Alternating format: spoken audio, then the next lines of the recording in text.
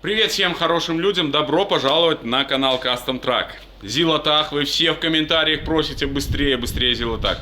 В этой серии, я думаю, мы продвинемся чуть дальше и начинаем мы с топливной системы, которую нам нужно соединить, топливопроводы. Огромная всем благодарность за поддержку, спасибо, что поддерживаете на Boosty. Если у вас есть возможность подписаться на Boosty и поддержать нас, то переходите по ссылке и подписывайтесь. По подписке на Boosty вы будете получать серии основные, которые выходят на YouTube чуть раньше, а еще каждые 2-3 дня я выкладываю информацию о том, что у нас происходит здесь в гараже. Приятнейшего просмотра, заваривайте чай, но мы начинаем строить наш безумный, очень интересный проект. Пользуемся развальцевателем, не знаем, что с этого получится. Нам нужно каким-то образом сделать грибок на конце, чтобы у нас давление держалось. Слушай, может, хорош? Так красиво выглядит. Хорош или прекрасен? Прекрасен. Все, достаточно, все. Опа. Завод. Ну-ка.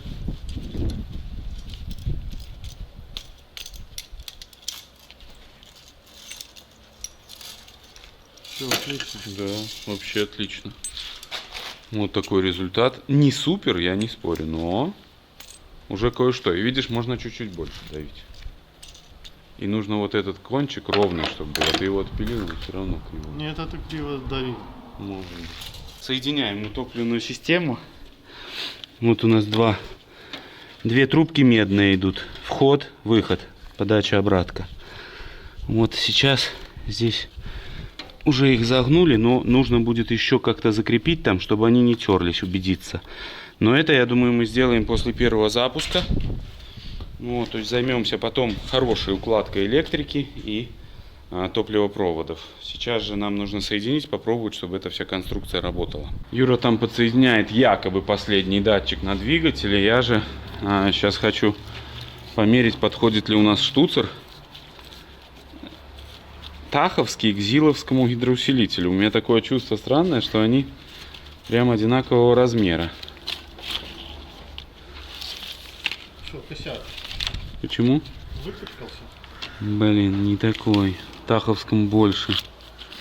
Зиловский чуть меньше. Вот зиловский, вот таховский. Ну, это было близко. Я думаю, его можно просто резьбу перерезать. И разные типы трубки. Здесь развальцовка внутренняя, а здесь наружная. Сама трубка станет, интересно, туда. Не очень хочет. Так, ну что я хочу сказать. Как бы эту проблему решить можно. Ну как ее решить, пока непонятно. Сюда нужно вытачивать штуцер. Ну и соединяем массы сейчас. Вот массы. Нужно соединить массу здесь. Нужно соединить массу с двигателем. Вот она. И одна масса, которую я не знаю, куда прикрутить. Возможно, где-то она была на кабине. Ну, сейчас будем разбираться. С проводкой это, конечно, жуть. Так, собрали мы чуть-чуть с большего нашу электрику. И сейчас хотим включить зажигание. Подожди, а что щелкает? Ну, нажми, не ставь его 8 раз. Поставил? Да. Нету ничего, приборов нету. Только чек горит. Снял, да, клем? Нет. Ну, короче. Подожди, массы нет. Я пошевелил, она же что? Ну-ка давай, сейчас, смотри. Зажигания нет.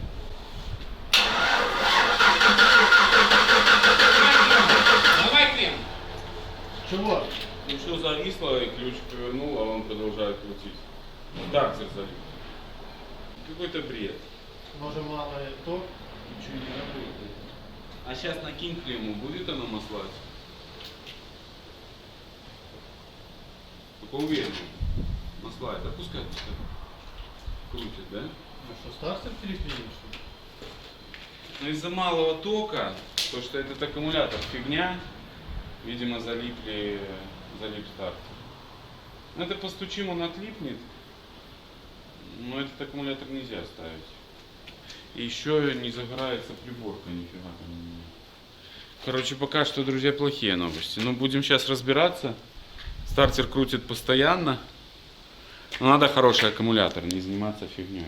Постучали по стартеру, подключили более мощный аккумулятор, накинули массу на кузов. Вот еще тоже переживаем, что возможно с кузовом с самим нету массы. Ну сейчас вместе с вами глянем. Все загорелось.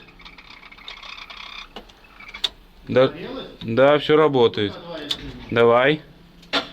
Все, нету ничего. Короче, нету на кузове массы, нужно ее сделать. Нужно прикрутить нормально. Да.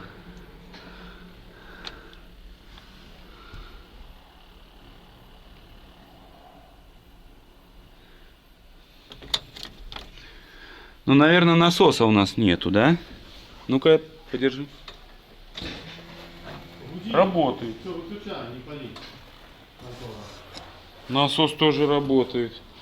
Ну все, значит, сейчас делаем массу на кузов, делаем бензин и будем пробовать запускать мотор.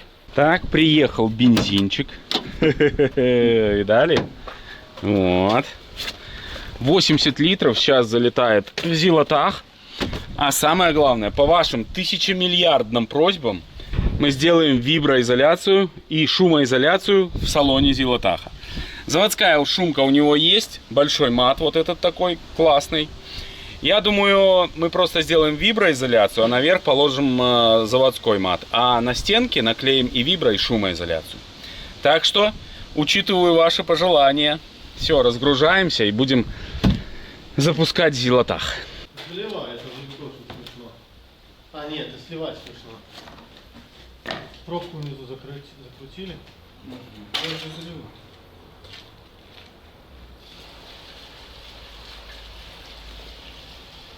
Бензин в этот бак залетает с легкостью.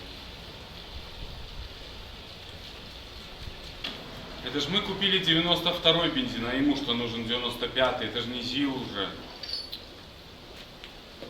Как я так, привычка. Уже ничего не поделаешь. Ну да, будем чуть-чуть. Главное, чтобы ему плохо не стало. Победил не блеванул? Да. Ответственнейший момент. Первый запуск ЗИЛ с Chevrolet Tahoe мотором и салоном. Я думаю, будет успех. Пускай прокачает бензин немножко. Давай. Готов? Да. Одень и повесь хорошенько. Сделал. Включил? Да. Что не слышно? Сейчас говорю еще раз. Вот. Включай. Перестал, еще раз дай. Да может не надо уже. Давай завожу. Если что, клемму снимай.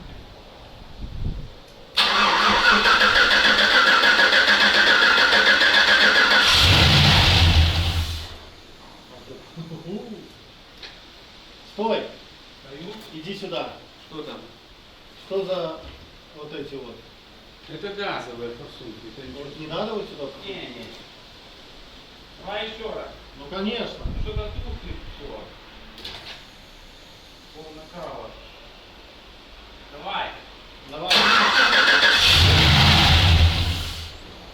Блин, это очень плохой знак. Заводится и глохнет.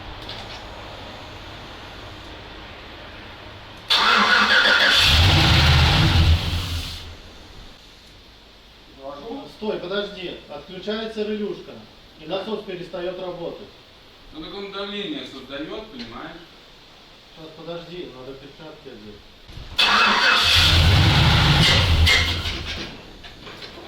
Я ему мозгу пытаюсь.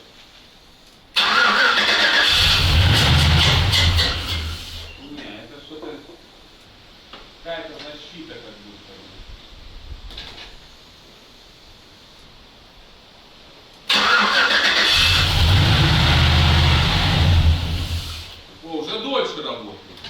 наверное, за воздушем. Возможно.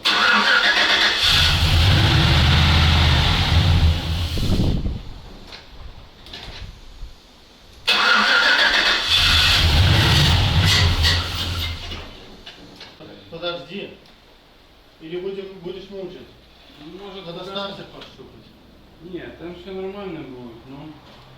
Возможно, насос отрубается. Вот он завелся и брк О, вырубил. опять.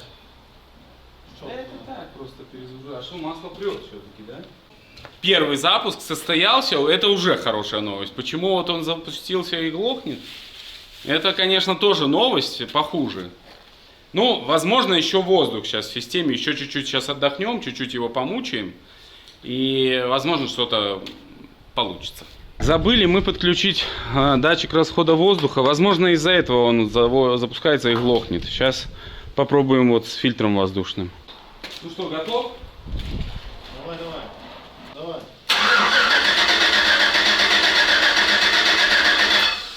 Фигня какая-то. Поправь масло. Да.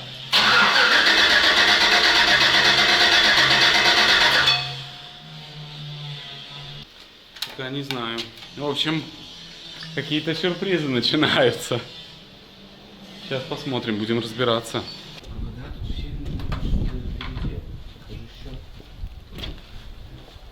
Ну, это как такой вариант.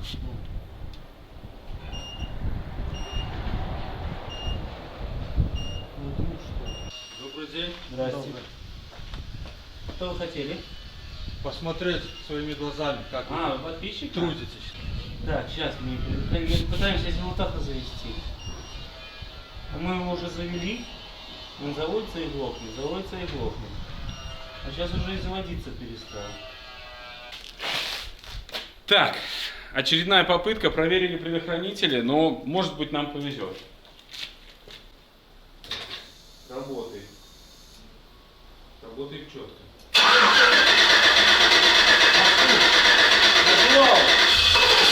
О, видишь, боится, кстати. О, работает.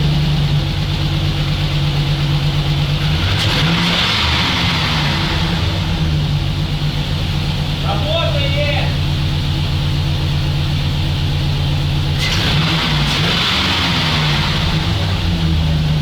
Еще будут говорить, что он не потянет Зилу. У него до газа тут страшно дотронуться. Он будет только резина здесь гореть. Это глушитель уже подключили, да? Так чего здесь подключено? уже тихонечко тогда. Да. Это же V8 американский. Ну давай еще раз заведем. Приятно. Или антифриз подключаем. Давай заводи. Нафиг нам этот антифриз? Ну. Это сила.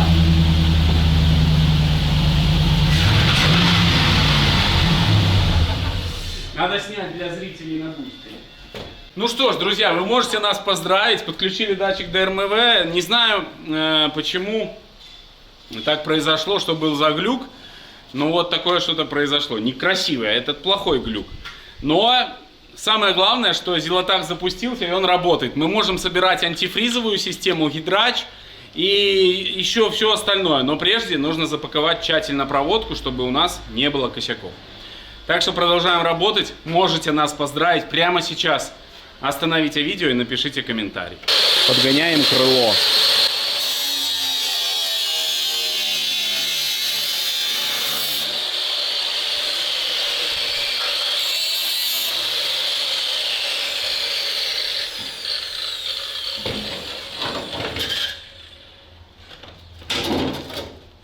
Ну что, попробуем примерить крыло. В принципе, по идее, должно стать.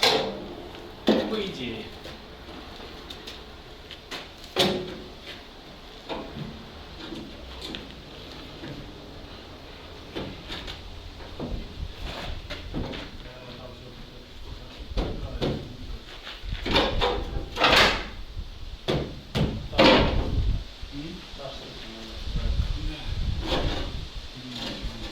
Надо ее тоже отрезать. Да и все. Вот так, смотри, ложи. Ложи. Не, надо подстроить. Маркер где? Ты выбросил его туда. Что, иди, я тебе каждый раз не буду давать новый маркер. Давай. Нет. А, есть. Потом стираешь штаны, а там полная стиральная машина. Маркеры, зажигалки.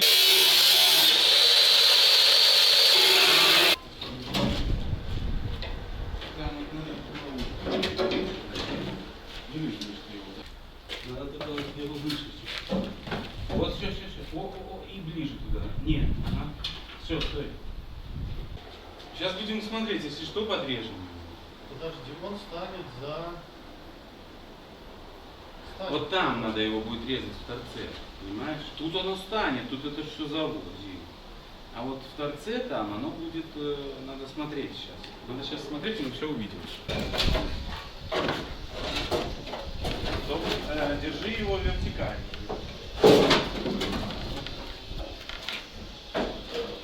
Нажимаю его. Ну типа станет, все по идее. Подожди ты.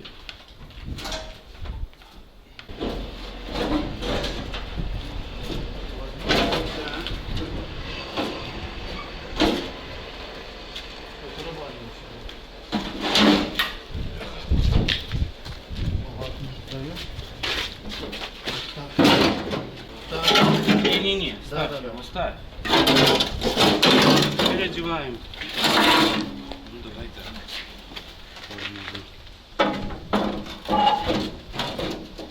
Ну, видишь, что подходит. Все, прикручивай. Блин, оно гораздо выше уходит.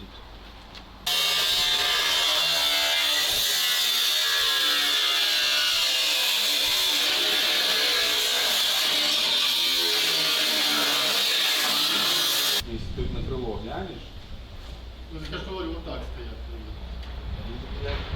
потому что там мешает фигня. Если мы сейчас тут поставим радиатор, то у нас будет дырка. Убрал ковер для того, чтобы положить виброизоляцию. А здесь у нас досточка лежит. Кто это так сделал? Так, друзья, по вашим многомиллиардным просьбам делаем вибру. Шумка у нас останется заводская. Толстый очень ковер у него идет именно шумоизоляцией. И потом после этого идет еще оригинальный ковер с такого ворсистого материала. Поэтому я думаю, этого будет предостаточно. Сильно подниматься здесь тоже не хочется, потому что все-таки вот такой зазор, как в КамАЗе у нас проблема возникла, он приводит уже к разным нестыковкам ковров и тому подобных вещей. Поэтому к шумке и к вибре нужно всегда относиться очень-очень внимательно, потому что могут быть косяки. Вот, ну, сейчас доделаем все здесь и будем уже закидывать ковры остальные. Качественно делаешь шумоизоляцию? Ну, посмотри. Идеально. Ну да, тут видно, что работает Видишь, профессионал. Даже туда засовываю под пластик. Все правильно. Ну что ж, самое главное, что двигатель запустился. И Остальное самое уже главное, фигня. что доски не завибрил, остальное все хорошо. Да, какие доски, о чем ты? Ну, потом увидишь. При постройке кастомных проектов без токарки обойтись невозможно. Учтите это, потому что постоянно где-то нужен штуцерок, где-то нужно какой-то болт необычный. Постоянно что-то нужно делать мелочевка. Вот и в нашем случае я сейчас делаю штуцера на гидроусилитель, переделываю зиловский гидроусилитель на таховский насос. В общем, сейчас все покажу. Изготавливаю штуцер. Штуцер обычный, который будет вкручиваться в гидрач, и на него одеваться шланг. Штуцер обратки. Вот, таким образом сейчас вот будем точить маленькие оборотики. 9-ю.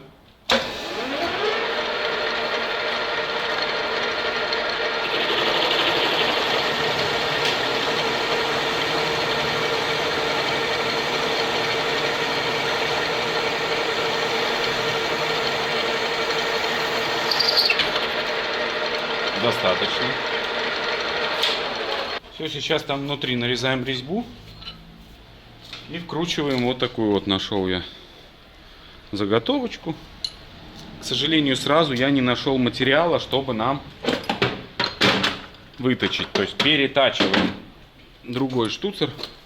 Ну, так гораздо проще и быстрее. Опыт показывает.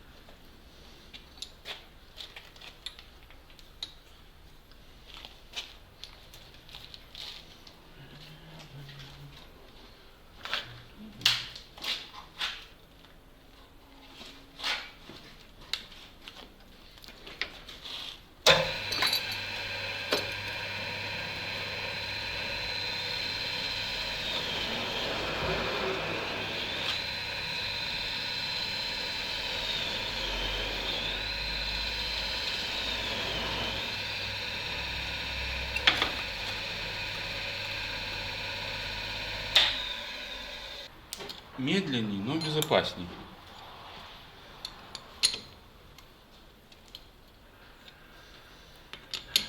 Безопасней почему? Потому что я уже сломал один менчик. Все, готово.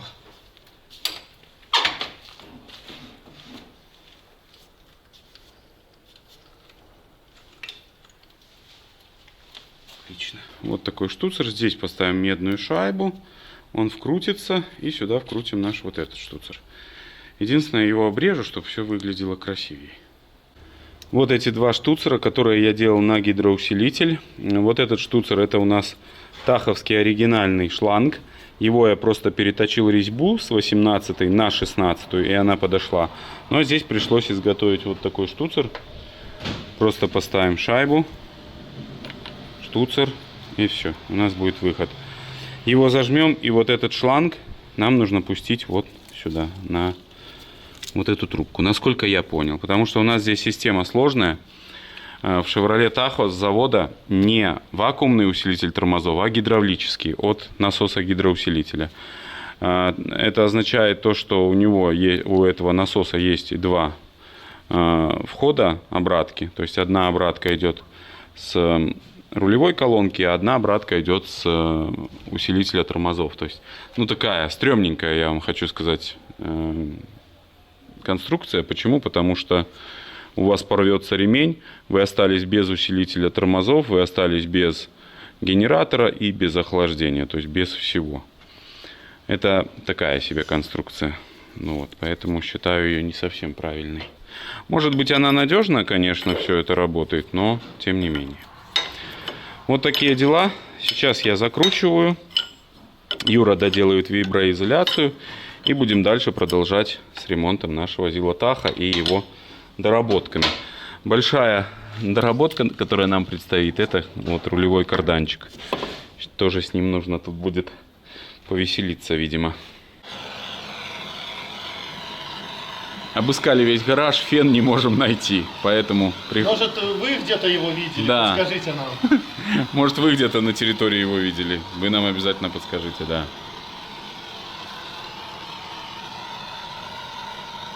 Виброизоляция пола готова, и можно укладывать уже сюда ковры. Также завибрили боковинки вот эти. Ну а я сейчас пытаюсь сделать гидроусилитель, и у нас здесь возникла небольшая проблема. Нам нужно поднимать немножко, уменьшить угол кардана. Потому что, видите, вот так, если посмотрите, наверное, вам видно будет, да? Вот нам надо чуть-чуть изменить угол, потому что не хватает угла работы кардана. Здесь тоже он как бы опускается, но все равно не хватает. То есть, ну, примерно на сантиметра 3 нам нужно поднять вверх машинку, пересверлить отверстие. Здесь поставить нужно будет проставочку, чтобы по-прежнему машинка крепилась к раме надежно и уверенно. Так что сейчас откручиваем ее и попробуем приподнять. Посмотрим, что с этого выйдет.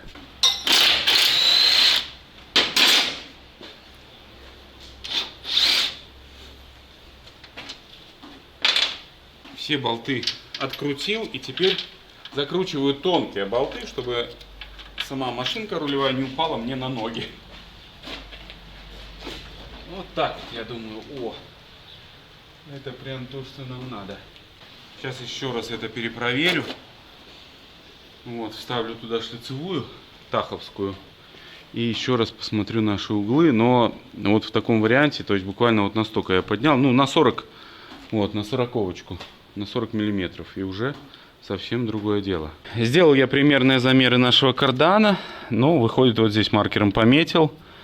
Вот так вот, если они будут стоять, то примерно вот так это все будет выглядеть.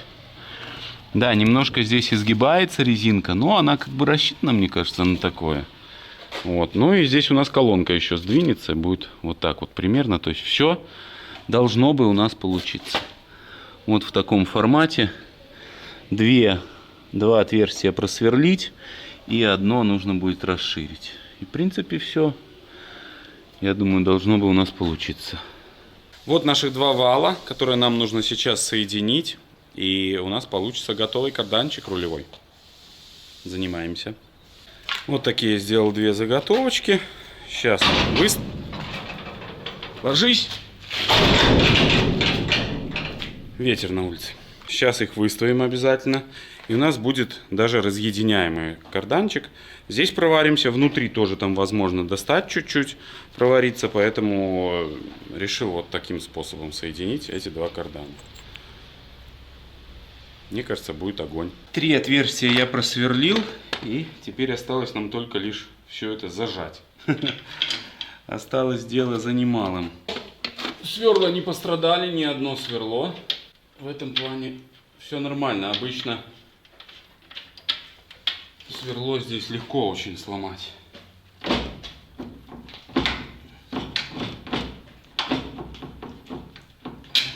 Всё. 3 наживленных. Наверное, сейчас мы их подожмем в первую очередь, а потом уже вот с этими будем разбираться болтами. Поскольку нам нужна вот эта плоскость, важно, чтобы он к раме максимально жестко прилегал. А здесь нужно делать проставку. Сейчас мы ее выточим, вот, чтобы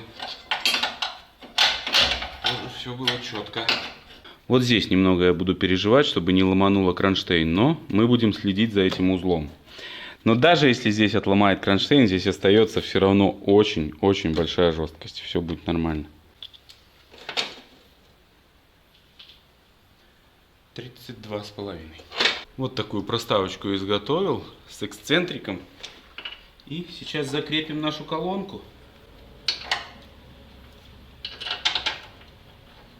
Главное, чтобы длины болта хватило. Ну вот, карданчик я сварил. Рулевую колонку тоже зажал. Все пережал. Все четко. Вообще огонь. Так что можем сейчас собирать уже рулевой механизм. И в принципе все готово.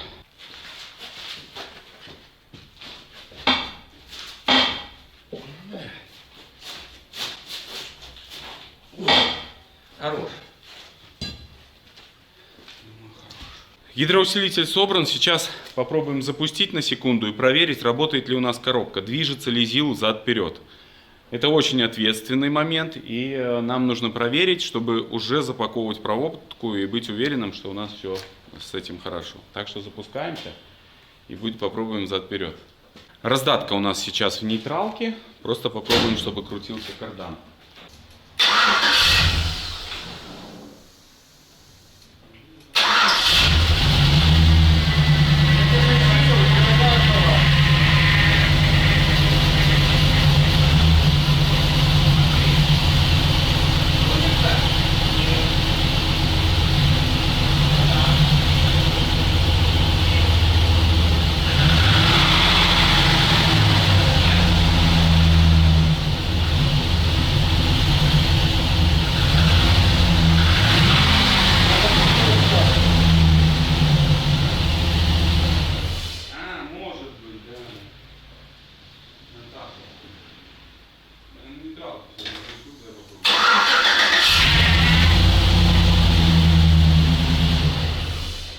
Так, видимо, у нас на раздатке выключен сейчас привод, и поэтому у нас не получается ехать. Сейчас включу привод на раздатке, у нас там не хватает актуатора, вот, ну не было его, поэтому сейчас чуть-чуть, один момент. Включил в раздатке, сейчас, наверное, все будет нормально.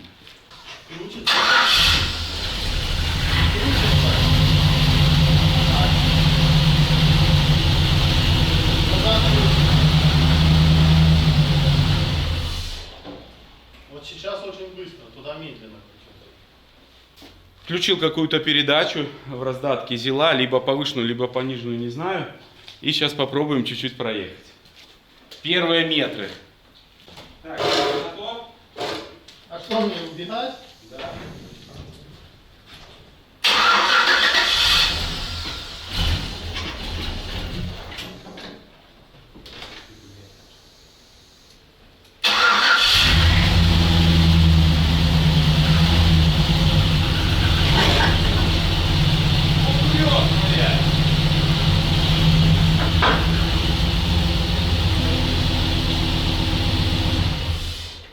Едет, но быстро. Ну, сейчас рванул, так хорошо. Ну, это же на холостых. Друзья, все работает, он едет. Я очень переживал, чтобы у нас совпали направления вращения, но все четко. Вперед, вперед, назад, назад. Так что это прям еще одна маленькая победа.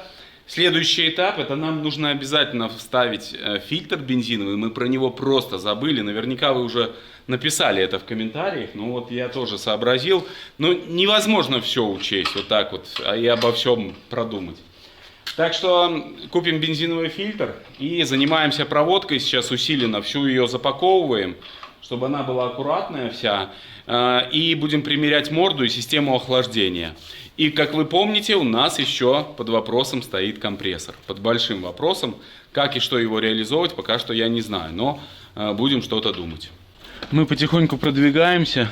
Вибра. Уже даже шумка здесь наклеена. Сразу совсем другой эффект от всего этого. Прям чувствуется, что глухой такой звук и не будет вот этих вот ненужных нам вибраций.